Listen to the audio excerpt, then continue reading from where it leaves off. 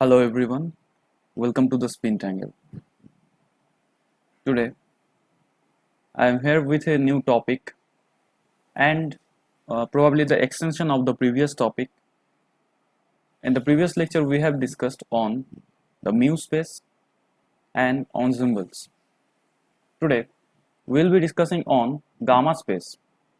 We will be discussing on gamma space. But before going in deep into the gamma space, let's discuss an important topic called degrees of freedom.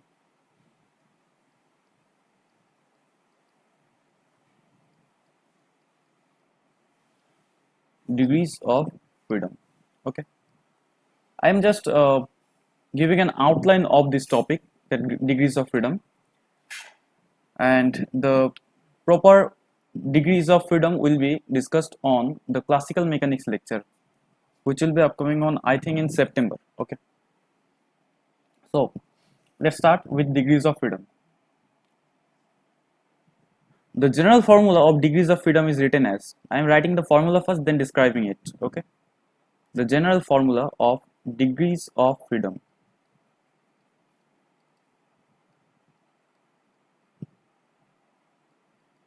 is, it is written as F is equals to dn minus k. This is the general formula of degrees of freedom. I think to all who are studying BSc physics are known about this. Okay, where what is F? This is F is degrees of freedom. Okay, F is degrees of freedom. DOF. Sometimes it is written like this. And what is this D? This D is the dimension of space. Dimension, not space. I am not writing space. Dimensions. Okay, n is what? N is number of particles, number of constituent particles. Let's write it.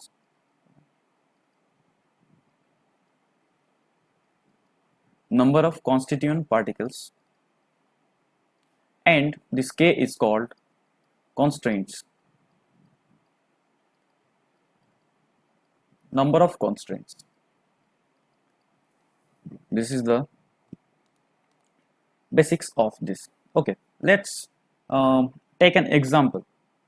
How to deal with this fact? What is the constraint? Example.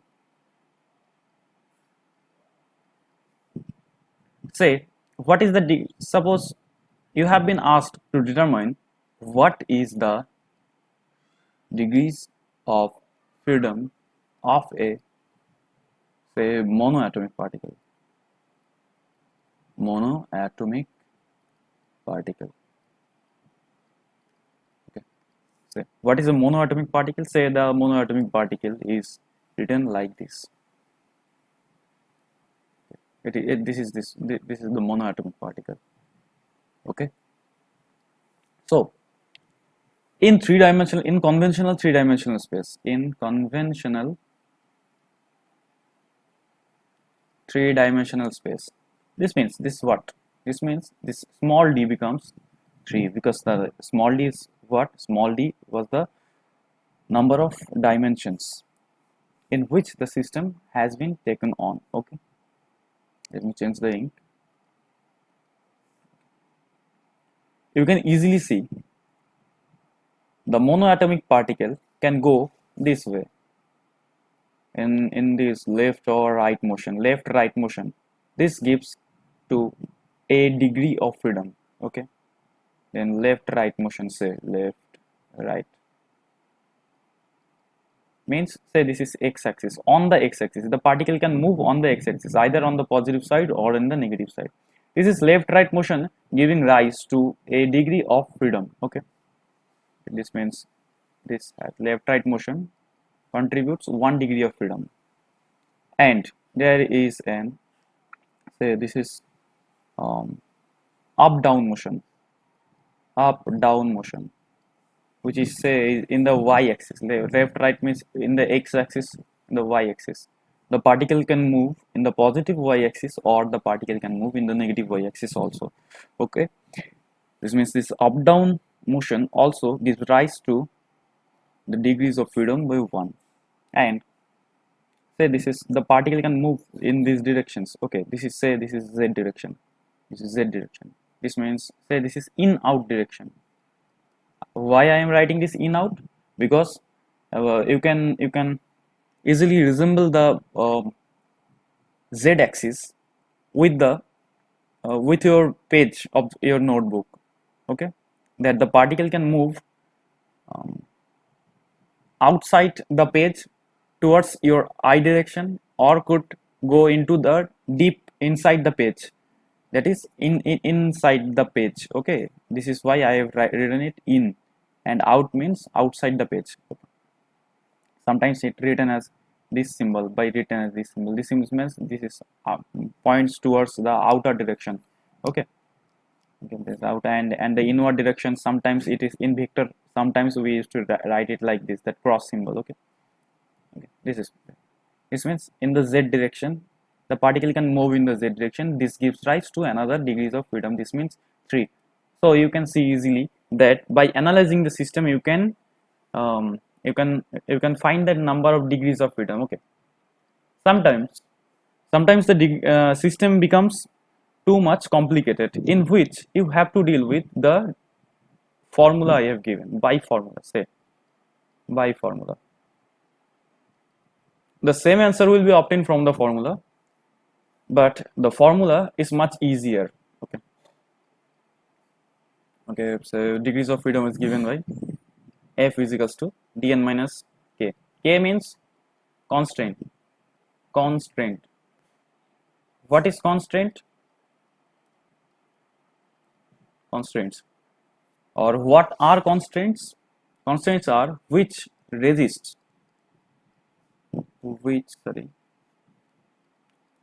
resist the motion. Okay, by introducing a constraint, the particle can, say one particle, there is one particle, and in this side you have a wall, in this side you have a wall, and in this side also you have a wall. Okay, so the particle is trapped between two walls, so therefore the particle cannot move in the left right direction. You can easily see the particle cannot move in the left right direction. The particle only could move in the up down direction or in out direction, and the left right direction goes vanished. Okay, particle cannot move in the left right direction. This means in this case, the x motion will give rise to the 0 degrees of freedom. That means it does not contribute to the degrees of freedom, that the x motion. Okay, this means this is the x motion. Okay, the particle only can move in the y direction. That is why the degrees of freedom related to the y direction is 1, and the degrees of freedom related to the z direction, that was in the up and down direction, is 1. Okay, this is the necessity of this constraint, the concept of constraint. Okay, constraint means which resists the motion. Here, which resists the motion? These two walls resist the motion. Therefore, these two walls are called as constraint. Okay. Therefore, from the formula of the above problem, of the single particle problem, the monoatomic particle, in the above problem, we can easily see that the particle in 3 dimensions. That means 3 will be what? Dimensions. Say d. D is 3. N will be what? 1. 3 times 1. 3 into 1.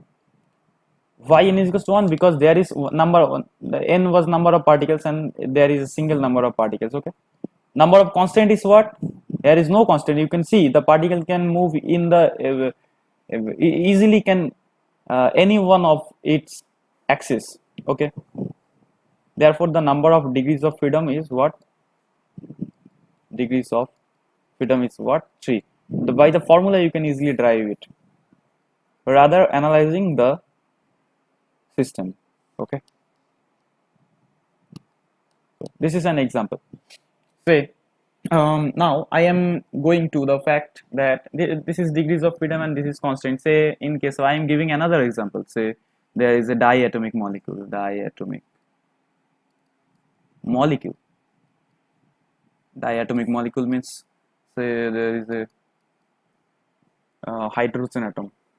Okay, there is a hydrogen atom. And you can see from the previous example, you can conclude that the chlorine atom, say bromine, sorry, chlorine is Cl2, sorry, sodium atom, you can take monoatomic as sodium atom, diatomic as hydrogen atom, okay, triatomic as carbon dioxide atom, okay.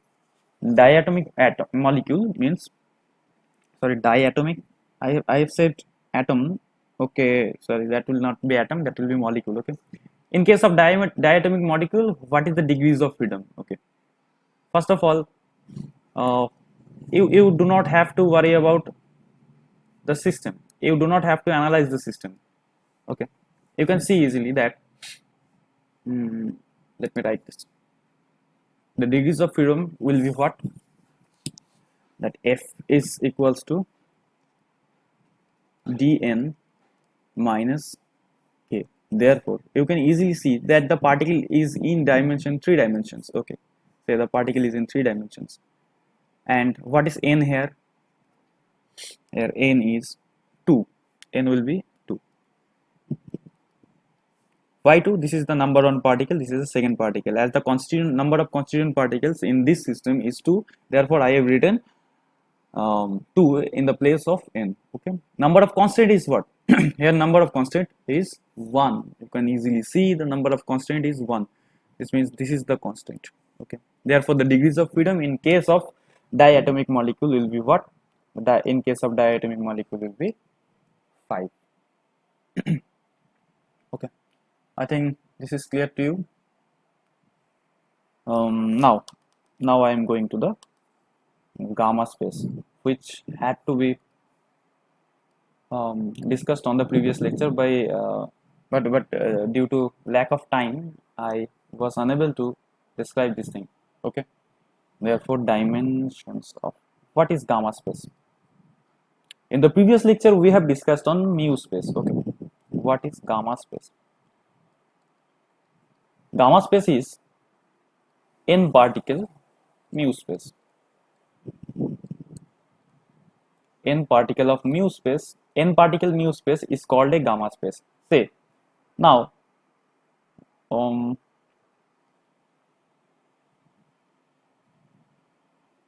so what we can see from this dimension, you will be asked to determine the dimensions only, okay. Dimension of gamma space is what? N times dimensions of mu space. You can easily write this thing out, okay.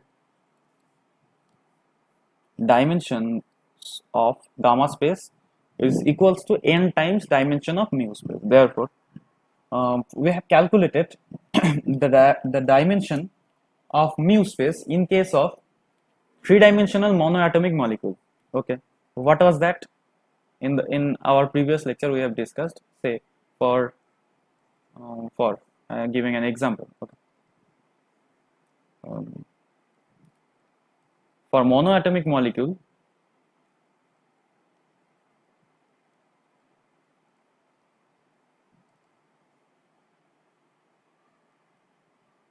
in 3D, what we have, the dimension of mu space. First of all you have to calculate the dimension of mu space and then multiply by n, okay.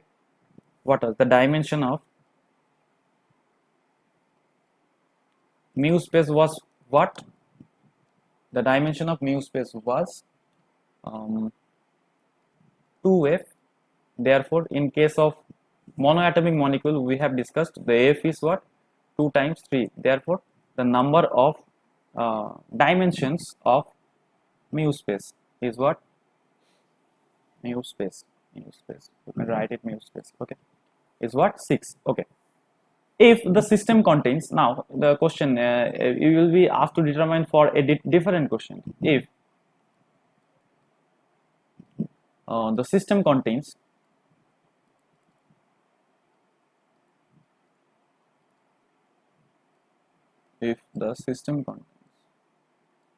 say 9 molecules, 9 molecules of sodium, in 3D. This is the next question. If you see, this is the next question. Then part A, dimension of mu space is what? This is the first question, and the second question will be the dimension of gamma space will be what? These are the two questions. By these two questions, we can easily calculate the dimension of mu space and gamma space. Okay, drag it. Okay, first, the part A has to be done. Okay, the part A. What is the dimension of mu space? Say sodium molecules. Okay, sodium molecules. Sodium molecules are what? Sodium molecules are monoatomic molecules. Okay.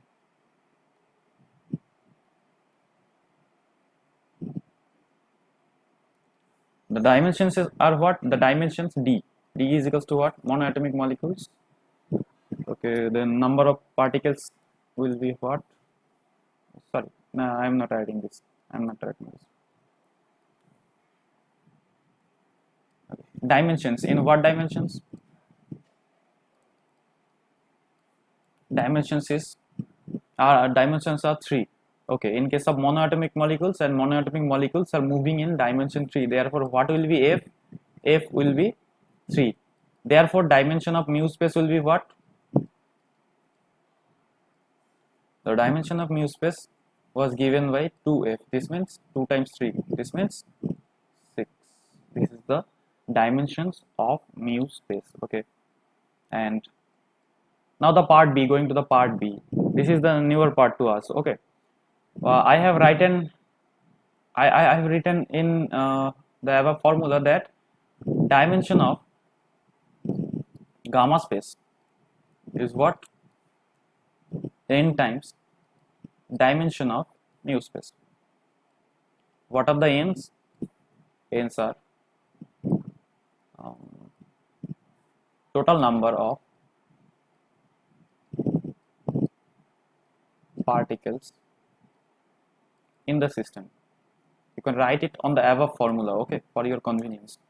Total number of particles in the system. Therefore, the dimension of gamma space will be what? In the system you have given there are n molecules. This means n will be what? 9.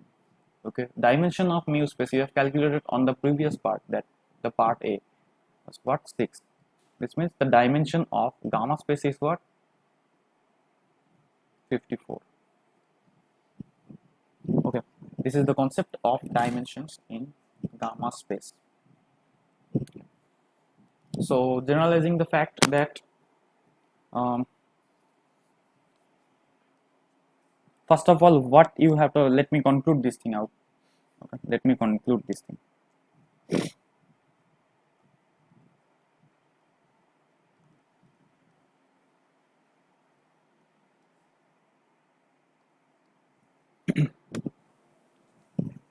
First, find F by dn minus k formula. Okay. Then find dimension of mu space. What is mu space? Mu space is the position momentum space. Okay. What is this? This is 2F. In the question, let me write it, and then I am telling this thing, and ultimately find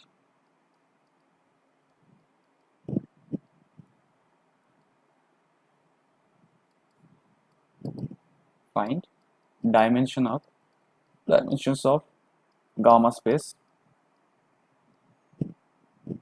by the formula n times dimensions of mu space. Okay, therefore the formula changes by what? N times. Let me write, okay, not here, okay, n times 2F, because dimension of mu space is what? 2F. This means the formula becomes 2NF. This n is the number of particles in the system. Okay, number of particles in the system. This f n is not the conventional n which have been written on the dn minus k formula. Okay, this is not done. You can write this thing as d small n minus k. You can write this thing also, okay, for your convenience, because this n and this n are different.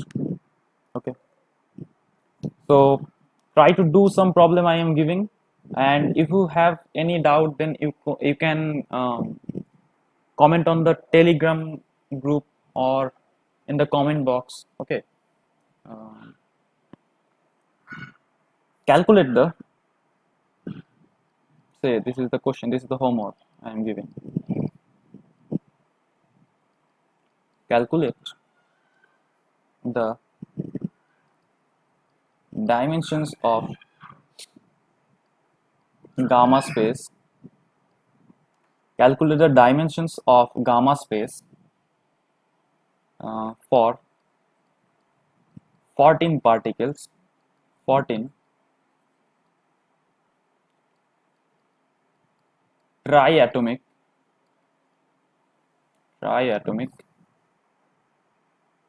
linear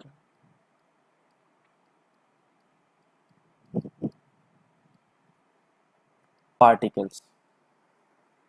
This is the question A. Say this is the question 1. This is the question 1, and the question 2 is calculate. The same question will be the calculate, a slight change on the same question. Calculate the dimensions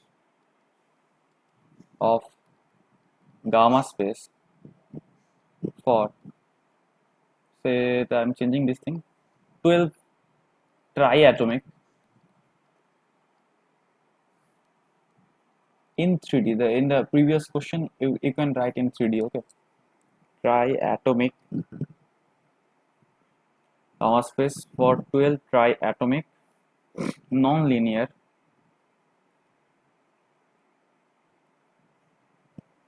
particles. Okay, what is linear triatomic particle? I am just giving an idea of the linear triatomic particle. In the previous question you have been asked to determine the linear triatomic particles. Okay. This is what linear triatomic. Say this is an atom, this is an atom, this is an atom. Linear triatomic, not particles, triatomic molecules. You could write this thing also molecule. Okay, this is linear triatomic molecule. This is, and non-linear triatomic molecules means, or this is a non-linear triatomic molecule. Um, calculate the dimensions of gamma space for these two cases also. Okay.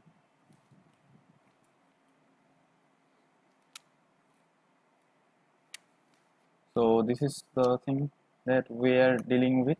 Okay.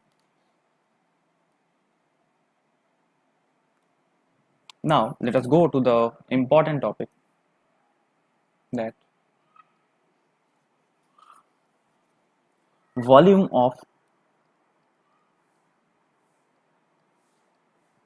an unit cell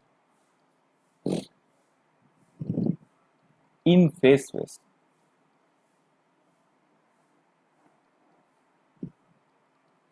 Volume of an unit cell in phase space. Okay. This is the next topic. Or this thing, sometimes this thing is called fundamental volume in phase space. Okay. What is a phase space? You know, the position momentum space is the position and momentum space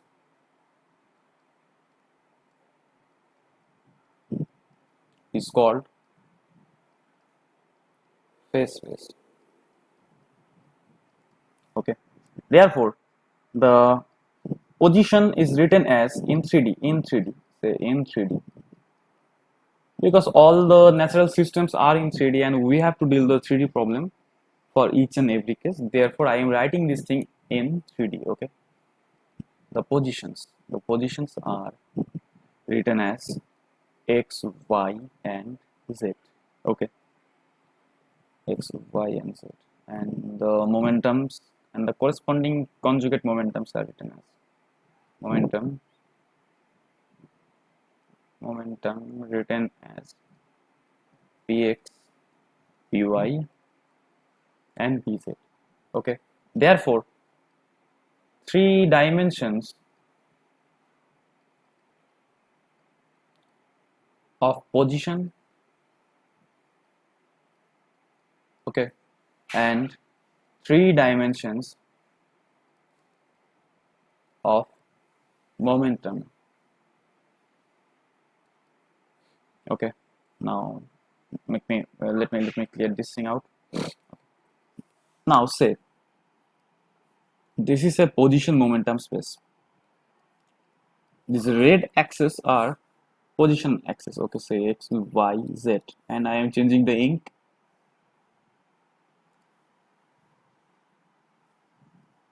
So these green axes are say momentum. Okay, px, py, and pz. Then the small volume in this thing, the smallest volume. You can say the smallest volume. This is the fundamental volume. Okay, fundamental volume, or smallest volume. You can write it. Fundamental volume of this cell will be what? We used to write this thing. Therefore, you can easily see this thing. I am zooming this thing. Okay, you can easily see this thing as there are three sides. Okay, say this is dy, this is what dx, and this is what dz. These are the three position axes. Therefore, the fundamental volume will be what? Therefore, the fundamental volume will be say d tau. Okay, c d tau. Okay, that will be what? That will be dx, dy, dz.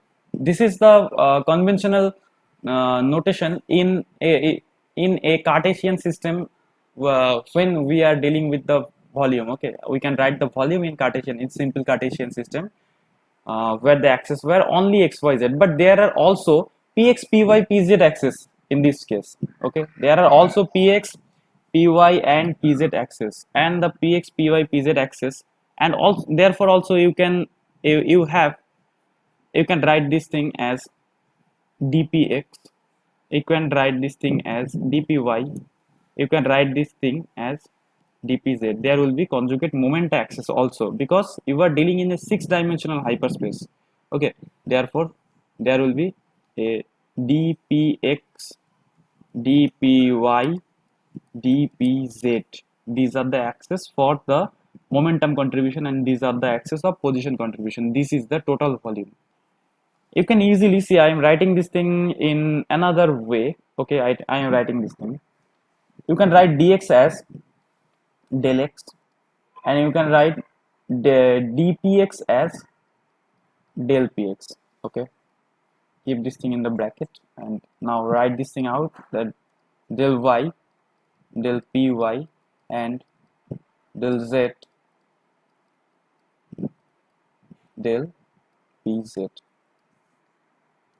You can easily see this thing as this is nothing but the Heisenberg's uncertainty principle. Okay, what is Heisenberg's uncertainty principle? That delta x, delta px, or delta, okay, this is one dimensional case. Delta y, delta py will be the same, but I am writing this thing in for a large scale, because molecules or atoms are in the because say in the atomic level, you can see, you can write this formula as del x, del px. Say this sign becomes equal h. Okay, h is the maximum limit for this thing, and the minimum limit is what? H cut by 2. This is the minimum limit, this is the maximum limit. Therefore I am writing maximum limit here, because we are not dealing with the nuclear part. we are dealing with the atomic part. Okay, therefore atomic molecular part. Okay, therefore delta x delta px becomes what? H. Delta y delta py becomes what? H. This becomes what? H. This means what? This means h cube. This is the importance of the phase space, that a phase space volume becomes, fundamental volume becomes, therefore we can write this thing out, fundamental volume becomes h cube. I think this is clear to you. Sometimes um, it is asked to determine the fundamental volume also. Okay, okay, this is the fundamental volume concept. And now let's go to the next topic. Next 3 topics I will be discussing on. These topics are very much important in competitive purpose. Okay, classifications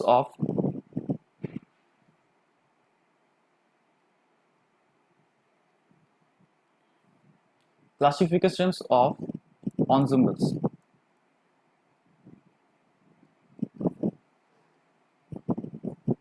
Okay, this is the classification of ensembles. In in statistical mechanics, there are 3 kind of ensembles. Okay, the first is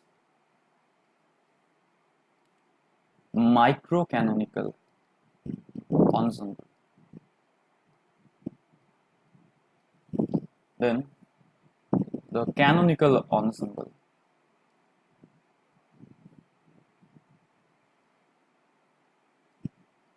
and hence the grand canonical ensemble.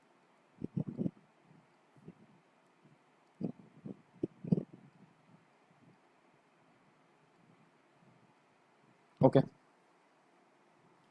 let me make another video of this thing.